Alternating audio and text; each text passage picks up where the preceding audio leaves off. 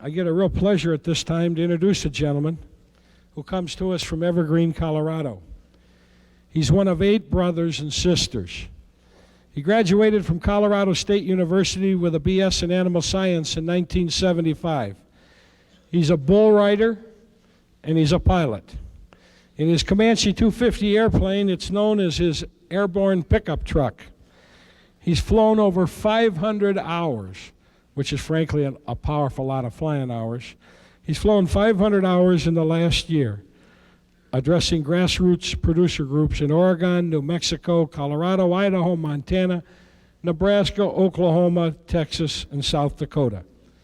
He testified before Secretary Glickman's 21-member panel that dealt on concentration in Washington. He charges that the USDA has the authority to enforce the Packers and Stockyards Act, but in his opinion, they failed to do so. Would you please all join me in welcoming a gentleman from St. Francis, Kansas, Mr. Mike Callicrate. Mike?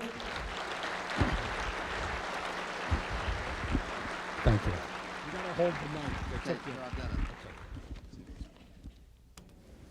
Can you hear me all right?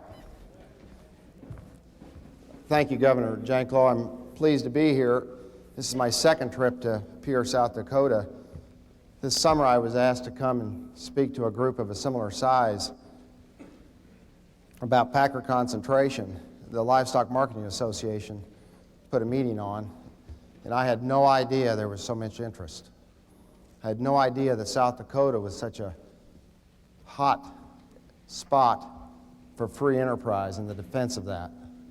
And I was very proud to talk at that meeting, and I'm happy to know that we've got organizations in this country today that are concerned about free enterprise, about grassroots people, about fair distribution of the consumer dollar back to the producer.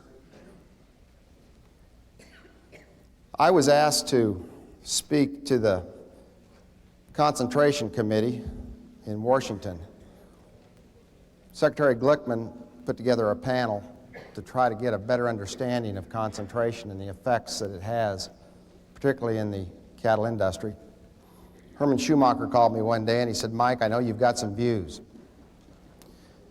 He said, "We need somebody to talk. We need a feedlot to talk. So far we haven't heard from any.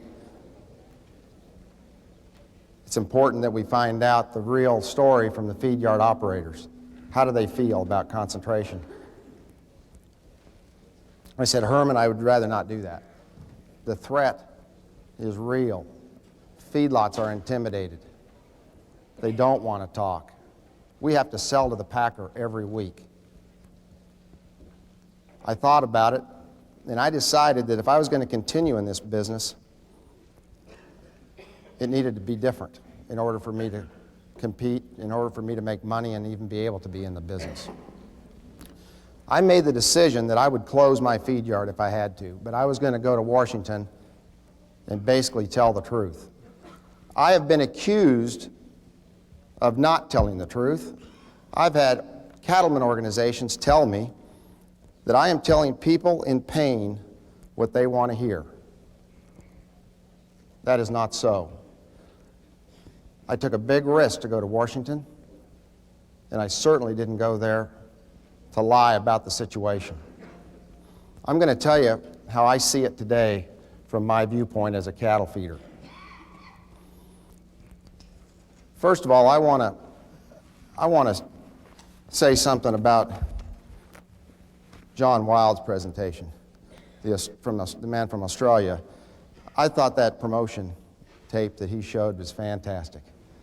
I'm wondering if we might hire him to do some contract work.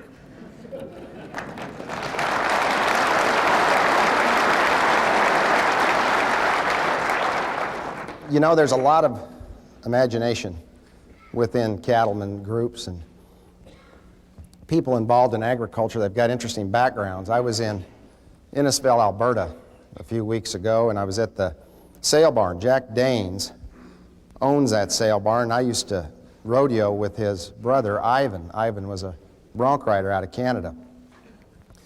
Jack runs a sale barn, and he gets to talking, and I'll tell you what, he let somebody else run the auction while we visited. But speaking about promotion, let me tell you what Jack had to say about beef. Beef, it's a brain food. It's a health food.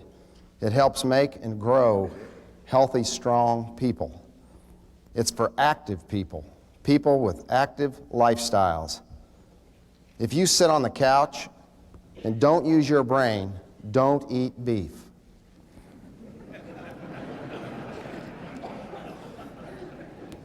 If you put jet fuel in a Volkswagen, don't blame the jet fuel.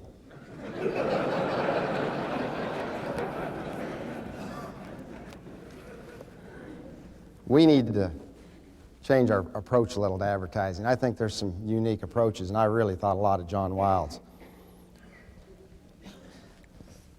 For the pleasure of going last today, I want to just show you my notes. This was going to be my talk. As you can see, I can't read it anymore. The previous speakers have brought up some very interesting points. I want to address those, but at the same time, I don't want to lose focus of my message. So I'm going to kind of follow my plan here and alter it accordingly. I do a lot of reading. I came across this in one of the ag journals. The single most important fear heard across the country from cattle producers is that concentration in the packing industry is in fact adversely impacting the absolute level of finished cattle prices.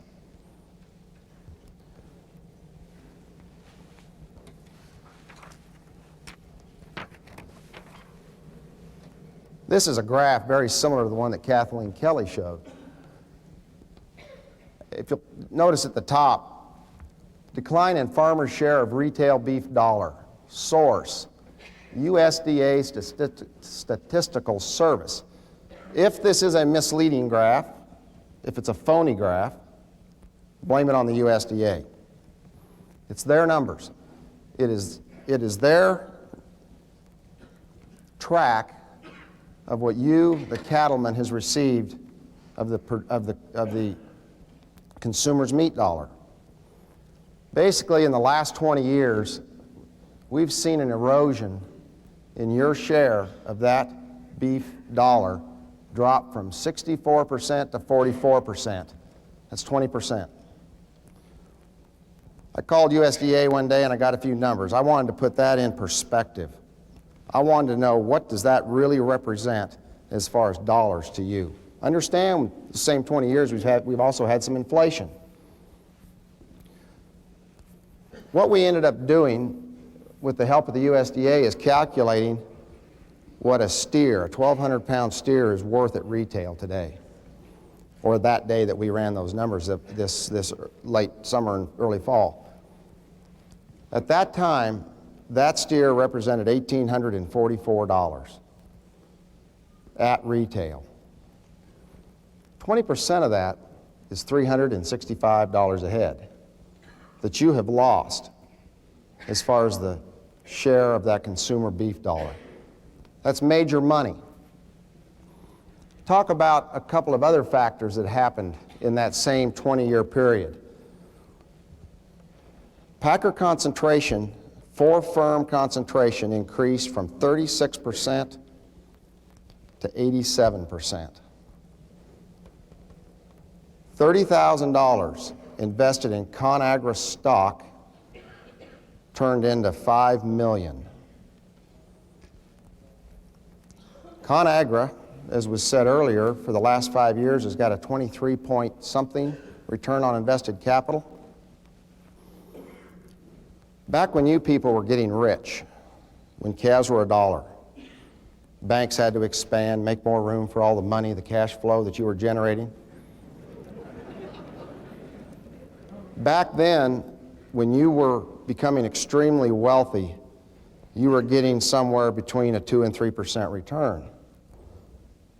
Put that into perspective. One cereal company last year made 60% on shareholder equity.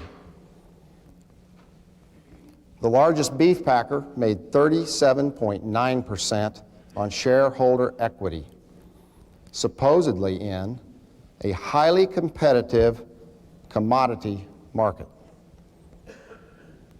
That's hard to do in a highly competitive commodity market. That's like you and I going to an auction barn, buying cattle with $100 a head profit in them. The price discovery system doesn't allow $100 a head profits. If anyone there has a calculator, it doesn't happen. I talked to a group the other day. Started out my talk. I said, I'm a cattle feeder. I have been for 20 years. I'm in a very high-risk business. It's highly capital intensive. I have no control over the outcome. I buy in a highly competitive market. My raw materials are bought bidding against other feed yards, and I sell in what I view as a highly predatory market. I'm looking for investors. We have had the blood drained from our veins the last 3 years in this cattle business.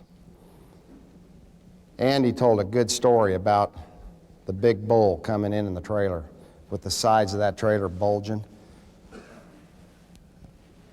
That trailer had 3 bulls in it. The 3 big packers.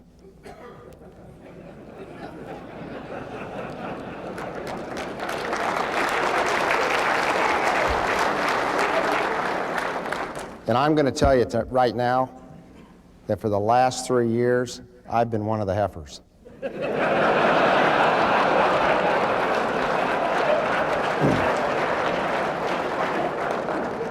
And you people have been too.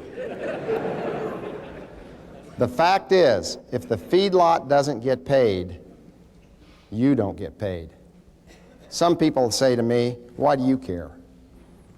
Why do you give a darn about prices of calves? You're a processor. You know, when calf prices are too high and you lose money feeding cattle, just buy the next round cheaper. I don't know how many times I've heard that from trade organizations that are mostly made up of feedlot people. We're processors. We buy the cattle cheaper. We make it back on the next round. The processors in our industry today are of that nature. They're margin operators. Part of the problem with a system that is a margin business that lacks competition is we tend to go in the course of least resistance to make our margin. Today, with 3 packers and captive supplies, it's easier for the packer to buy cattle cheaper than to sell meat higher.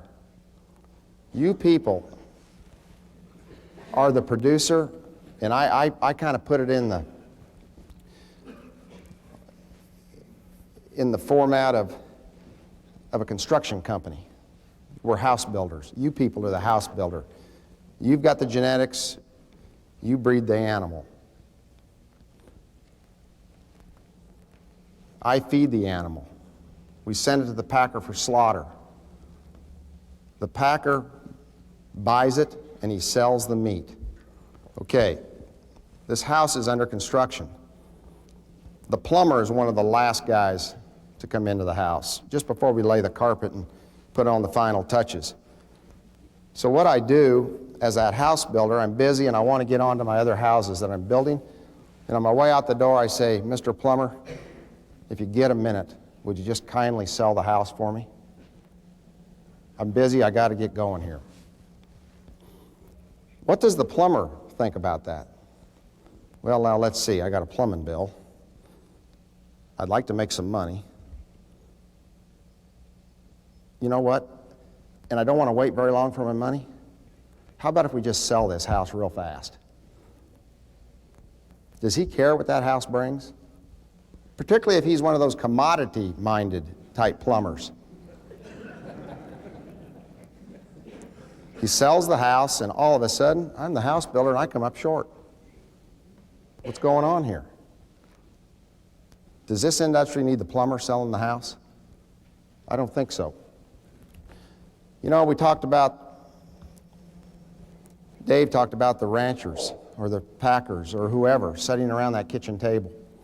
Today we have got ranchers all over the country sitting around their kitchen tables wondering a lot of things. How are we going to pay the bank?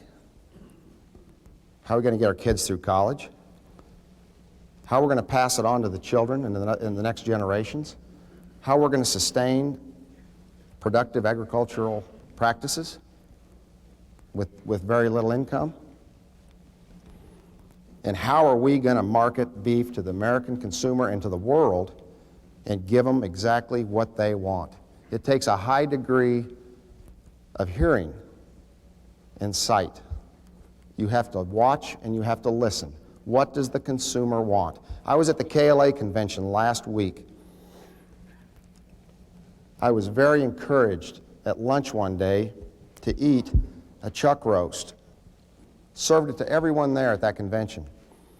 Pre-cooked in the sauce, and it was wonderful. A pot roast that took 7 minutes in a microwave, and it was ready to eat. And when you consider, as Andy has related to me before, how many teenagers fix the meals at home today for not only themselves, but for the parents, that chuck roast that prepares in 7 minutes is a tremendous opportunity for us.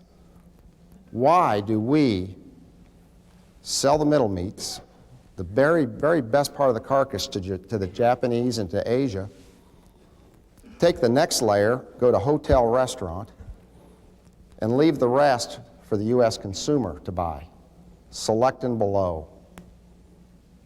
Why not add value?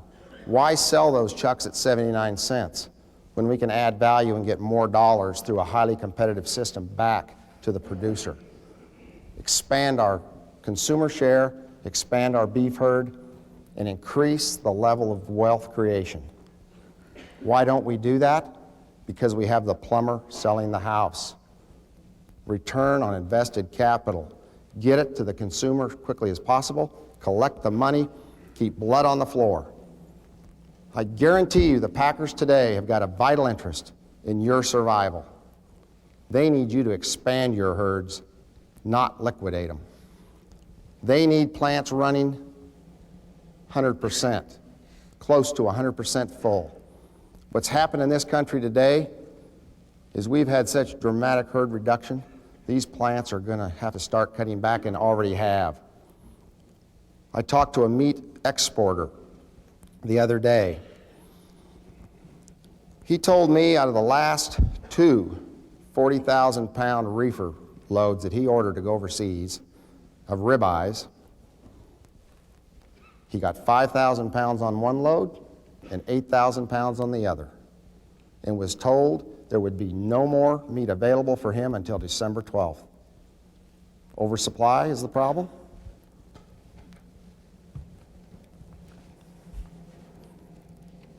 I was in Kearney, Missouri the other day. Stopped by a grocery store, which I do a lot. I like looking at meat counters. Talking to the owner, I said, how's your meat business going? He didn't know what I was talking about. He says, be more specific. I says, well, tell me, what kind of demand are you seeing in your meat counter? He says, I got good demand. He says, I can't give my consumers as good a quality meat as I'd like to give them. He said, generally in the last 2 years, I've received between 70 and 75% of what I've ordered, and I haven't been able to buy choice. I don't get value-added products. He said we could sell a lot more beef if we had it, if it was in the right quality.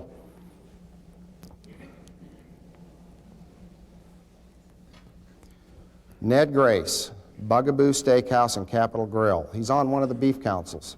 I read about him in the Cattleman's Magazine. He said that we are only producing 50% of the choice beef that's demanded and only 12.5% of the prime beef that's demanded. I called him. I said, Ned, explain that. Am I reading that correctly? Are you telling me that that we don't produce enough? That oversupply isn't the problem? He said, that's correct. He said, I can tell you today that if we could produce choice beef, if we could buy it, we could sell 10 times more than we've got. So think about that. You people are the folks that raise the choice cattle, more so than anywhere else in the country. And you are liquidating your herds? We've got demand for your product and you're liquidating your herds. At the same time, we're allowing imports that are far inferior to what you produce to grab your market share. And it's like Kathleen said earlier, we have to consider market share, not only in relation to poultry, but also in relation to meat, beef, imported beef. It's not raised, in many cases, under sustained agricultural production. It's raised under different regulations as far as growth promotants and antibiotics. It's inspected in entirely different type systems of inspection, not as stringent, not as helpful as yours. And we have simply opened our borders and let it come in. We've got to address that. It's like going to church on Sunday and telling the pastor that you're going to just write him a check for everything that you're worth. But on Monday, you're going to start wanting to get a handout. That's trade deficits. When we have a $161 billion trade deficit in this country, 61 billion of it just between Canada and Mexico, we're exporting our wealth. How can we be a country that helps others if we give away all of our money, if we aren't good traders? You raise the best cattle in the world, and you're going out of business, and there is demand for your product. I say it's because of a lack of competition.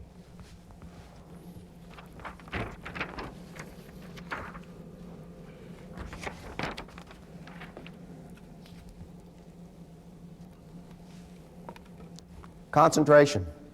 There is no stopping it. This is an evolution that's going to take place in spite of whoever is in the way. We hear a lot about that. But because we are people, I think we do have a vote in how things turn out. I was in Billings, Montana here a while back, and one man that was with a full head of gray hair told me, he said, "This is a social revolution. It's just starting." If we allow concentration to continue at the level that it is,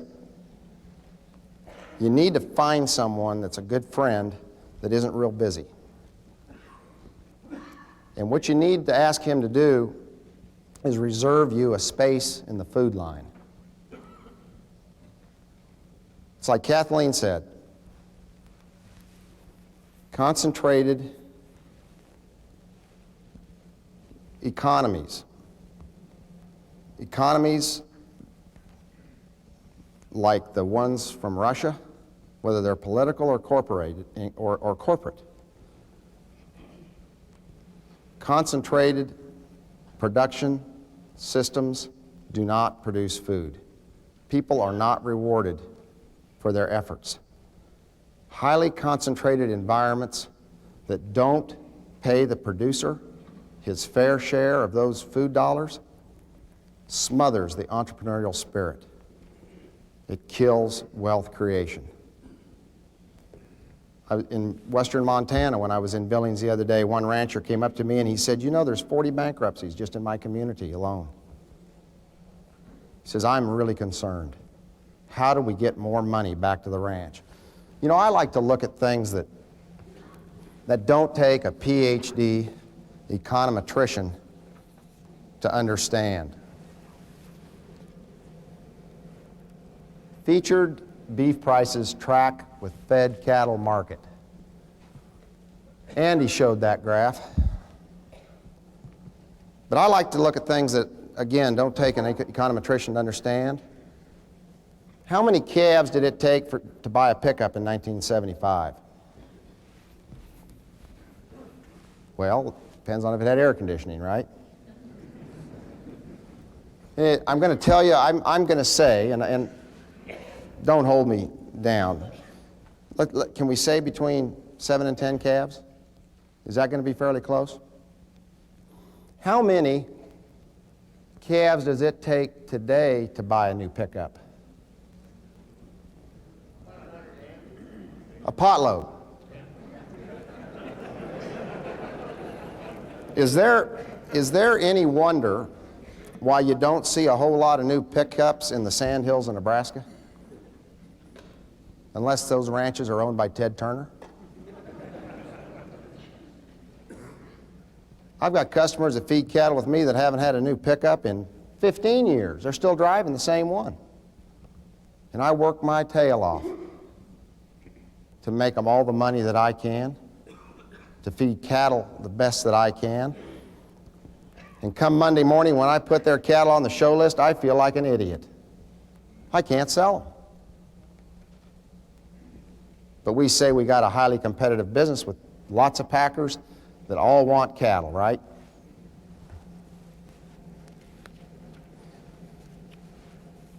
Let me read you something.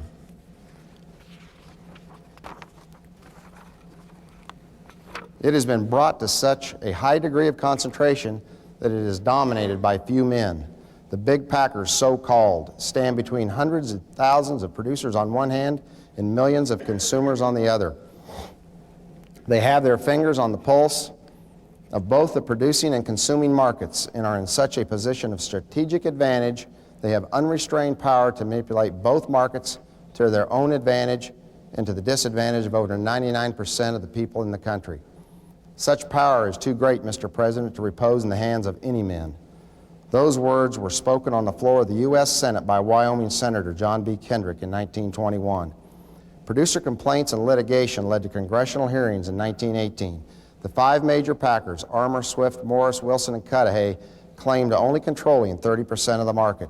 It was concluded the five packers slaughtered 70% of all livestock and that the vertically integrated monopolistic conditions warranted prosecution under the Sherman Antitrust Act. A consent decree was struck forcing packers to divest of all interests other than packing. The Packers and Stockyards Act of 1921 was passed to implement the agreement and to prevent such a monopoly from occurring again.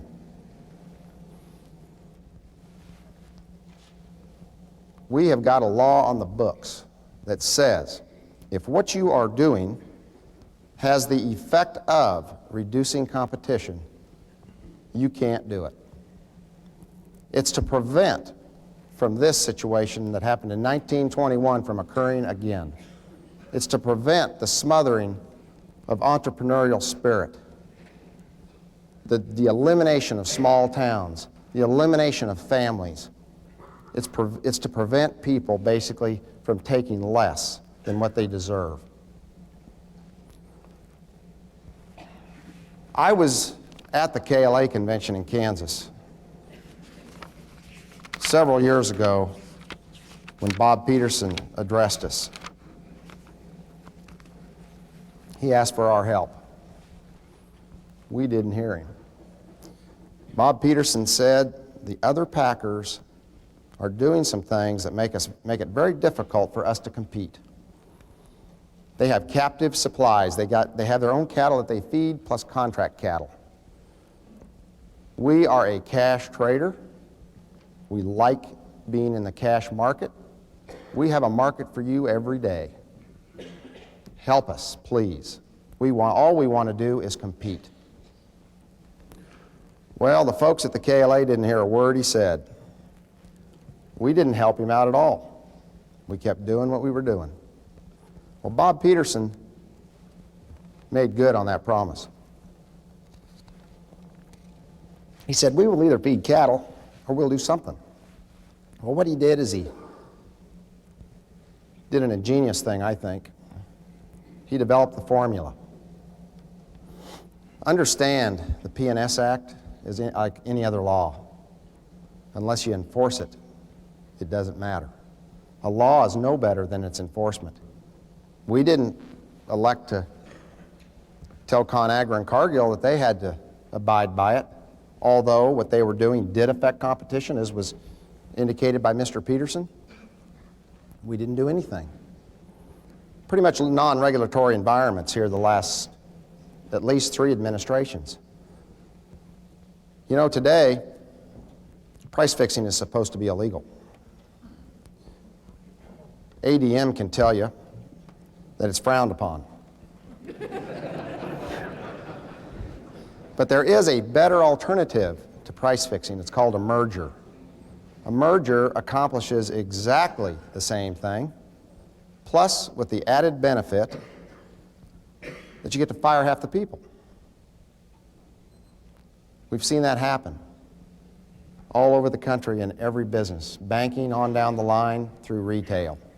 We've got fewer people to deal with, not only in the packing business, but everywhere. A lot of people don't understand what the formula is. They don't understand how it works. I was in Greeley, Colorado with Mike Dunn and David Turetsky. Mike Dunn is the Assistant Secretary of Agriculture under Dan Glickman. David Turetsky is the Assistant Deputy of the Justice Department Antitrust Division. I turned to those 2 guys and I said, "Do you guys know what the IBP formula is?" They said, "No, we don't." "We think it's some way of discovering price on cattle." Well, they were wrong. They didn't know what it was, and it isn't the way you discover the price. It's the way that you schedule the slaughter of those cattle. Basically what happens, feedlots have had a hard time selling cattle. We work all week.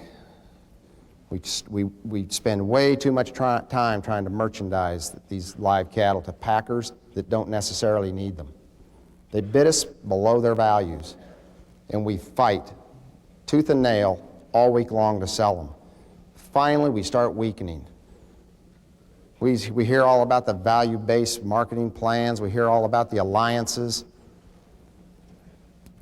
Speaking of alliances, I was reading a Forbes magazine one day. In the back, I like Forbes because I get to read the quotes in the back. They had an international definition of an alliance. The definition was, when 2 thieves have their hand so deep in each other's pocket that they cannot separately plunder a third.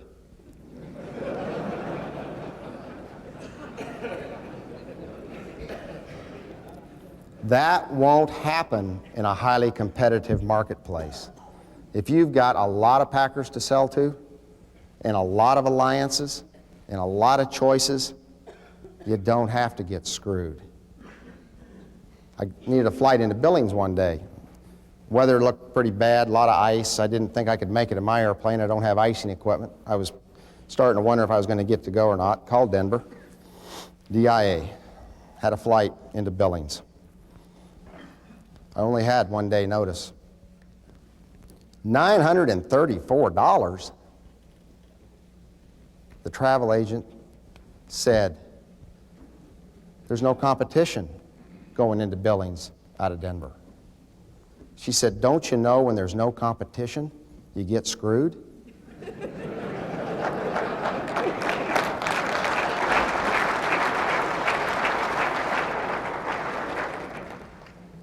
I said, "Have you got time to go on a speaking tour?" Pretty basic. The formula. I'm a cattle feeder in Kansas. I can't sell my cattle. I'm getting wore out. I'm tired. IBP comes to me and says, "How about some relief? We'll make sure your cattle die, and they'll probably die on time. We probably won't have to keep them 2 or 3 weeks longer than we should have, increasing our cost of gain, putting more fat on them that doesn't need to be. So if you will give us your cattle, we'll give you the average of the week, whatever the average price is." Oh, whoa, how wonderful. I can play more golf now. I can go find new customers. I can talk more to the ones that I have. Maybe I can even try to buy my corn cheaper. Maybe I can do a better job in my feed yard, keep my pens cleaner, do a lot of things. I can manage instead of battle to sell cattle. Look very attractive. A lot of big feed yards went on the formula. But this is the effect of the formula if they get too many cattle and it starts affecting the cash market, which sets the value on those formula cattle. Livestock Weekly, West Texas paper, in the heart of cattle feeding area. August 8th, packers are finally forced to cough up money on cattle. Their supply of captive cattle dwindling after weeks of dipping deeply into them to hammer the market, packers were finally forced this week to ante up and play the cash game. The result was early trading and a quick $2 to $3 added to the going price for cattle.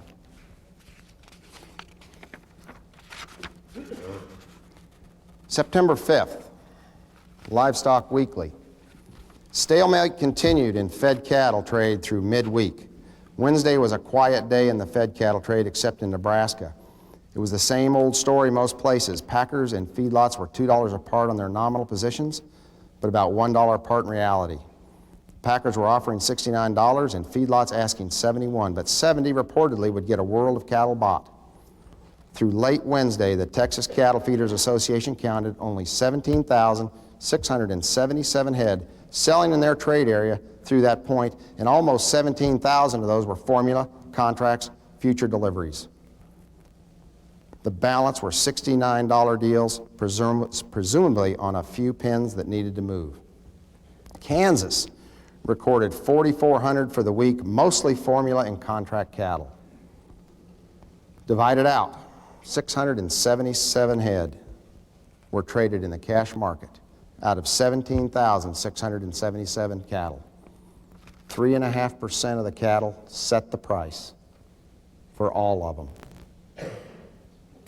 Nancy Danielson with Farmers Union told me a story one time about the cheese exchange. Sounds a whole lot the same. There's some patterns and some road maps to follow. The cheese exchange in Green Bay sets the price of cheese all over the country. It's interesting to note that one of the largest cheese buyers is also a seller on the exchange, Kraft. Why would they be a seller on the exchange? Less than 0.5% of the cash cheese traded sets the price on all of it. Less than 0.5% of the cheese traded sets the price on all of it. And you've got one of the biggest users of cheese selling on the very thing that establishes the market for all of it. Same thing is happening in the cattle business today with the pricing arrangements that we have. The Packers and Stockyards Act says you can't show preference. We've got feedlots that get a different treatment than other feed yards. It puts them in a very nice competitive position. Why are their feed yards so full of cattle? Why are they buying the yard that goes broke and expanding? Why aren't all of us allowed to take part in a free, open, and competitive market on an equal basis and to negotiate price and to establish value? Free, competitive, and open markets guarantee fair distribution of the dollar from the consumer to the producer. Competitiveness is what we have to restore to these markets in order to survive.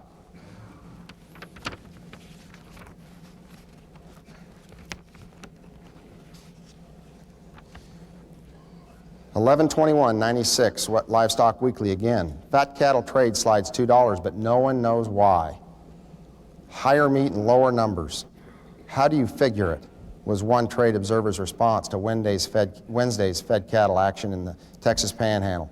Despite a minimal 56,000 head show list and improving wholesale beef prices, the market rolled over and gave up $2 without a whimper. Feedstuffs Magazine. A thin market crisis. Rapid changes in the beef packing and processing structure the past 5 to 10 years have spawned dramatic increases in formula pricing, giving packers the motive and the means to depress livestock prices, according to a report by Marty Strange and Annette Higbee of the Center for Rural Affairs, Walnut Hill, Nebraska, entitled From Carcass to Kitchen, Competition and Wholesale Meat Market. The report concluded that companies above and below the wholesale level have the capacity to exercise substantial market power influencing wholesale and farm prices to the detriment of producers. One market analyst, got to preface this. I was at a meeting here the other day where we talked about credibility of economists, and he repeated himself. I say credible economists. There has not been a credible economist that can show oversupply is not the problem. Same with market analysts maybe too. I don't know. But I find it interesting that there's one econometrician in southern Colorado that is also a feedlot operator that worked for Swift for 8 years, cleared hog and cattle payments approaching $4 billion, went to Washington, looked at the studies, looked how they were done, and came back and said this: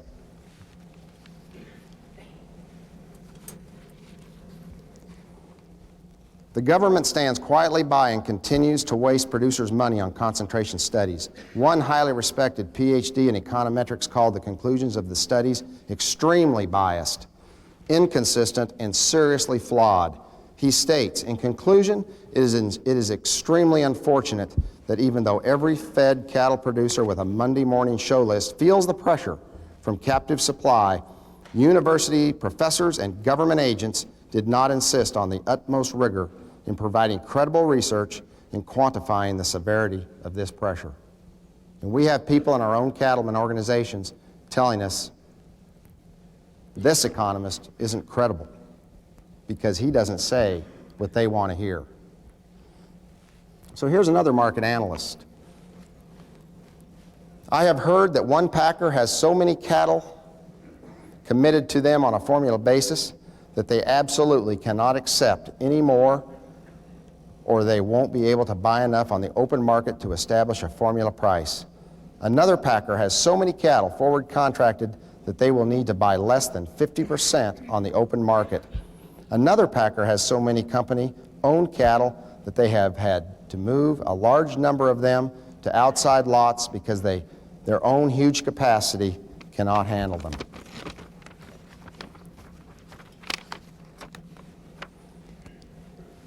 Another statement by a market analyst. I believe we are coming into what may well be, we're in it now, December. I believe we are coming into what may well be the highest percentage of captive cattle supply we have ever seen. Accurate numbers are not disclosed. They're voluntary. Packers will use this supply to quickly drive down cash prices.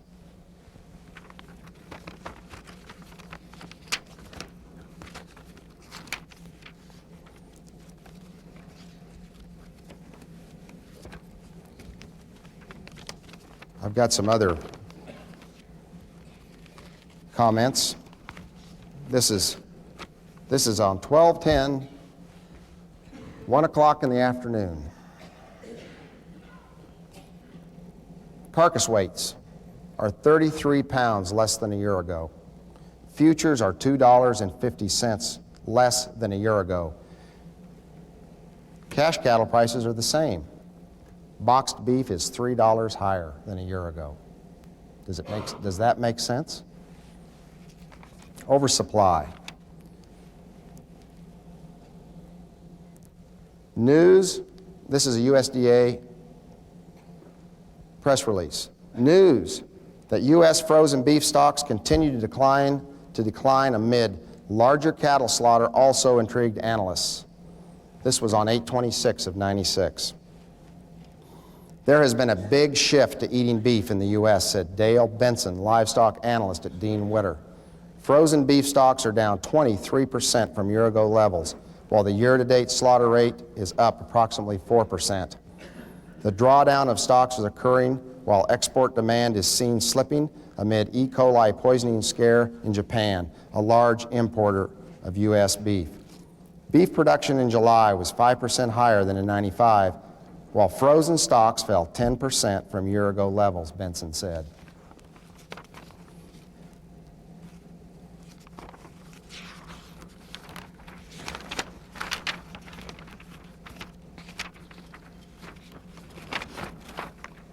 Record Stockman magazine, November 22nd, 1996. USDA choice beef in short supply. We've got plenty of low-quality beef out there. There's a couple in St. Francis, Kansas. They look real fit. You want to think they're vegetarians.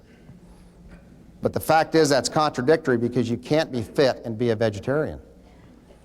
And you ask these people, and they say they get asked often why they don't eat beef. When you're around them, you observe their eating habits. They eat very little beef. She's quick to answer. The reason is you can't find any beef in the grocery store today in St. Francis, Kansas that's fit to eat. You take it home, you throw it on the backyard barbecue, you invite a few friends over and you get embarrassed. It's a piece of cow. It's not good enough. It's not tender. It's not consistent. They love beef, but they can't find a good enough product that's consistent. Bill Meese, Texas A&M, said, anything from the middle of select up eats the same with 21 days age. I'd made the comment at the KLA convention, what about aging some beef? What about improving consistency? You people own this calf for 2 years, counting the gestation period, and we can't age it for 2 weeks or 3 weeks to improve consistency and demand and get a better price? We don't have to age the whole carcass, just the middle meats. They get aged on the way to Japan. You know, it takes about 45 days to get there on the ship. What do you think that beef's doing? It's getting more tender. I know it costs money to build cold storage, but you're only aging the middle meats. Is there any incentive to do that? Not without competition, there's not. I say you can't produce enough beef. I say you can stock every acre of grass in this country that's capable of running a cow, and you can't meet the demand if you do your job. If we've got a highly competitive system that rewards the players from the top to the bottom, nothing can touch beef. People have said we're in the protein business. I got a job promotion here today. I got a raise. Got a reason to celebrate. I call the wife. I say, "Hun, got a raise, got a job promotion today. I feel like celebrating. Let's go out and eat some protein."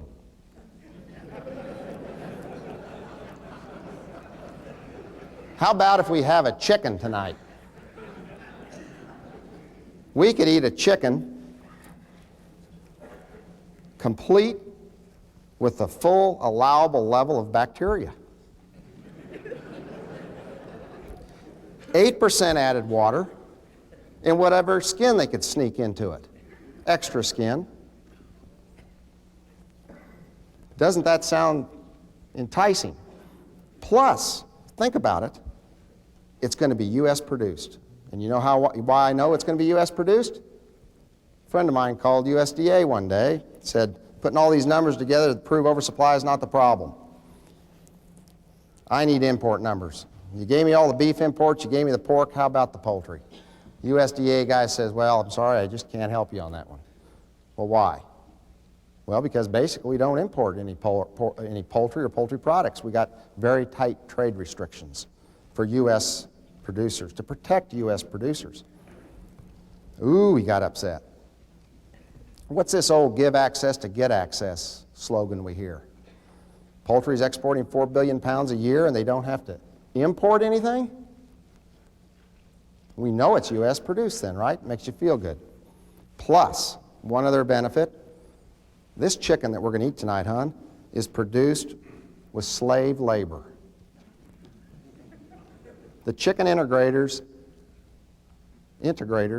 have got the chicken producer in a hell of a bind. I was in Washington at that concentration hearing, and I listened to Larry McKnight, and I listened to some other people in the chicken industry. They aren't very happy people. They've got the same capital invested as the processor. They do the work. They get 2 to 3% return on their investment. The processor gets in excess of 30%. Plus now, he says, if we cheat you on weights, ConAgra, If we cheat you on weights, they just paid $17.5 million back to producers that they cheated them on weights. If we do anything to you, you can't sue us because we're making binding arbitration a part of the agreement. Not very fair.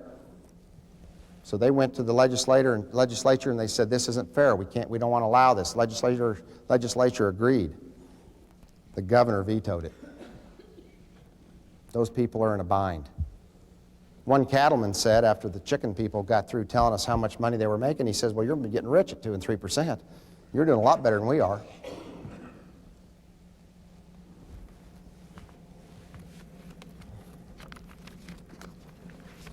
We talk about price discovery. I took a trip to New Zealand and Australia last year about this time. I stopped to visit a packer there in New Zealand. He and I had a very interesting discussion. We agreed on almost nothing.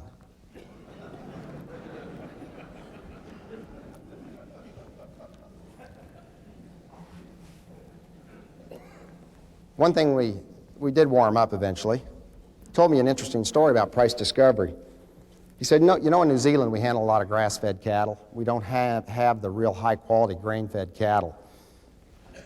And so what happens is when we need high-quality beef, we go to Australia to get it because they've got grain-fed beef. He said there's a company over there, and I don't know if any of you have ever heard of it. It's called ConAgra.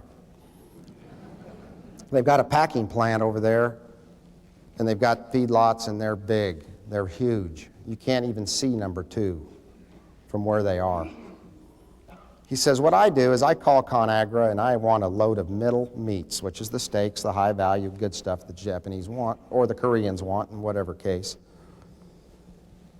And they say, sure, we can do that. This is the price. The meat buyer at the packing plant says, no, I don't think I can do that. That sounds too high. Well, that's the price. He says, I'll tell you what I'll do. I'll call my customer, and I'm going to see if they'll pay that. So what he does is he goes and gets a cup of tea, waits about 10 minutes, calls ConAgra back, and he says, I was right. I can't pay that price. ConAgra says, how many loads do you want? He puts his order in. ConAgra turns around and says to the Australian beef industry, the price of meat has just dropped on the world market. Price discovery. Not enough players. Not enough competition. That is a story from a packer that buys meat from a packer.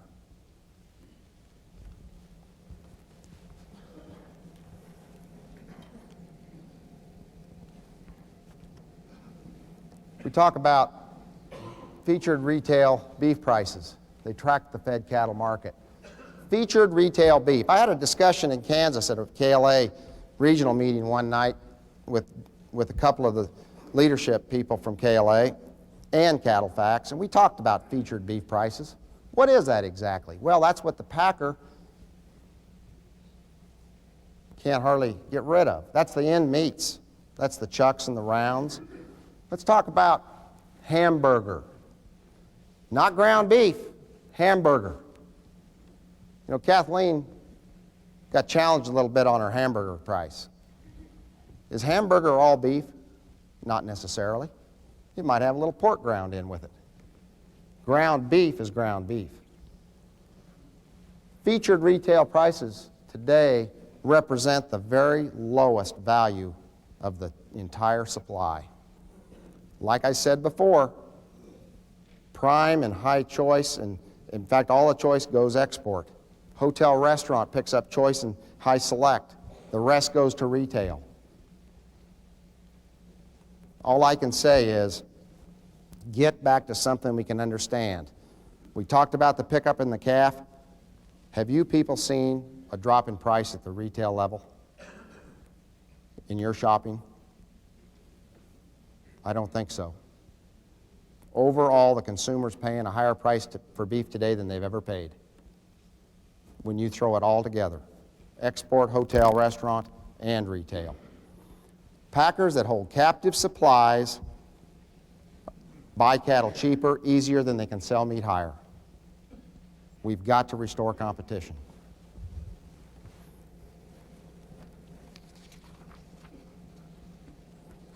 You know, I was at the Wyoming Stock Growers the other day, talking to a lady. She's a rancher up there.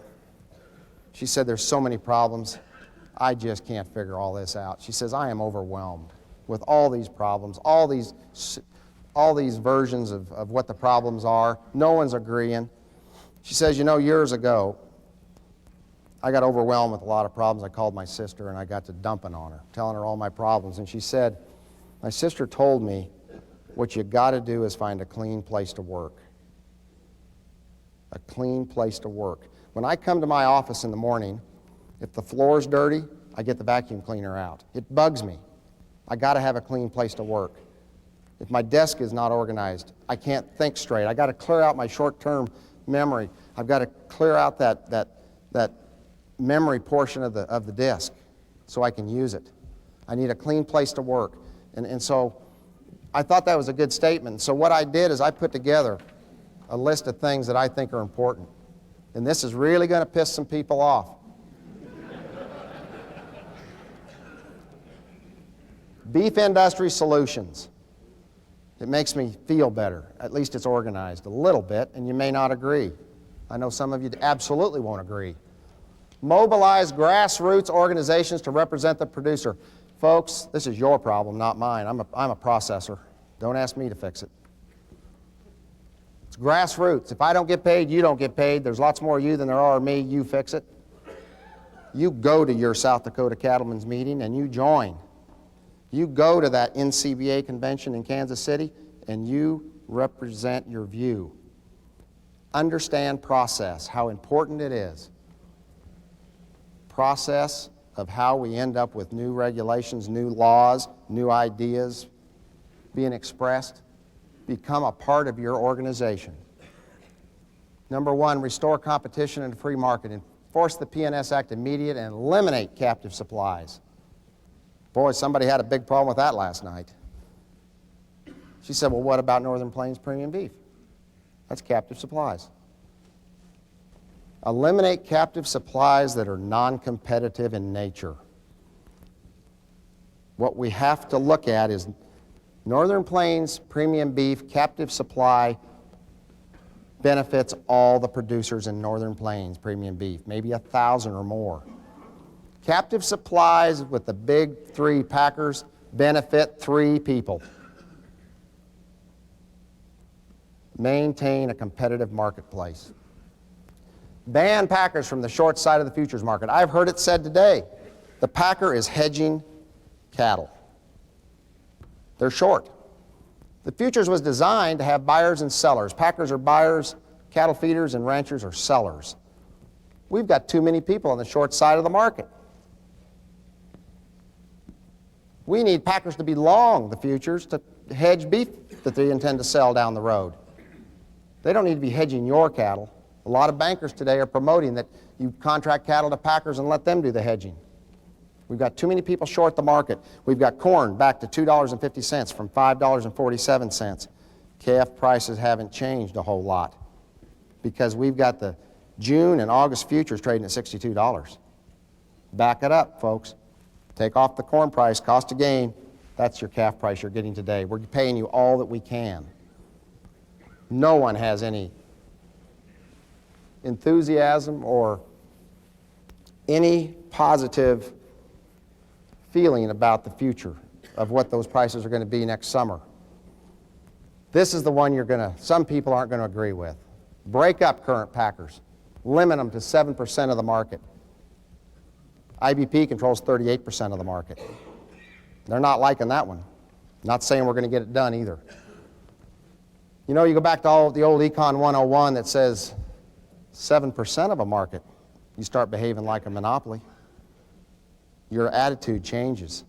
You can't hear as well, you can't see as well. We've got packers today that are at 38%, 20+%, and 20+%. 3 of them. Allow new producer-owned and operated entries to the market. Today we've got a predatory marketplace. I cannot sell my cattle.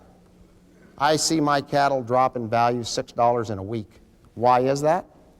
I see my cattle increase in value $6 in 2 hours when certain packers are forced into the cash market. Does that make sense? How did you feel when you sold your cattle at $52.50 and by after lunch they were $61? It happened this summer when the packers stepped back into the cash market. Retail, the path is not open. New entries into the market don't have access to retail because they're price driven.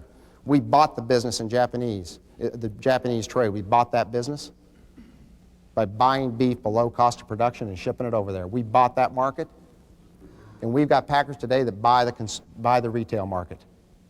Very difficult to compete with that as a new entry. Label beef by country of origin. Inform the consumer. Let them make their own choice. The hat on your head has a label of country of origin, where it was manufactured. Why can't the food that you eat be labeled? I know we've got packers today that say the consumer doesn't care where their meat comes from as long as it tastes good. The consumer surveys in the last decade show that 85 to 90% of those consumers do care where it comes from. Let them have a vote. Promote U.S. beef in the U.S. That's what I'm saying. Where did it come from? Label beef by packer, processor, and retailer origin. Consumer satisfaction issues can be better addressed. What's wrong with putting Montfort's name on the beef that they process? They might think a little harder about blending in some of the stuff that crosses the border at Sweetgrass.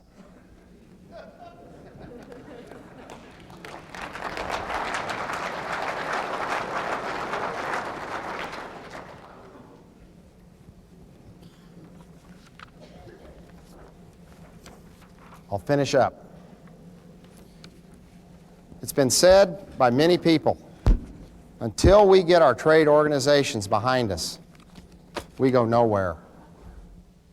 Larry Steckline, radio station owner in Kansas, interviewed Pat Roberts back before the election, chairman of the House Ag Committee. Larry Steckline said to Pat, he said, "Pat, what do you think about low cattle prices?" He said, "Larry, there's just too many cows." Pat Roberts talks to the NCBA, he talks to the KLA, he's from Kansas, and he gets the message that there's just too many cows and it's just that damn simple. It is not just that simple. The number one objective of the NCBA and all cattlemen organizations should be to be, I'm getting dry, cup's empty. It's either I'm nervous or it's dry air. The number one objective of the NCBA and all cattlemen organizations should be to restore free, open, and competitive markets. A more competitive marketplace will respond better to consumer demands. Value-added, convenient, higher quality, more consistent beef products will recapture and build market share. We talk about cooperation. I'm saying competition leads to cooperation. Have a reason to want to compete. Have a reason to listen to the consumer and build that market share through better value-added, higher-priced products. That pot roast that I ate at the KLA the other day was fantastic. My teenager could fix that meal. I could come home and eat it. It was great. But you know what? They were basing the whole value of that on 79-cent chucks. Can you live with 79-cent chucks? Is that product at $3.50 a pound underpriced? Yes, it is. When you look at the convenience, it's far underpriced. We've got to establish that value. That's the supply and demand that we're talking about. Thank you.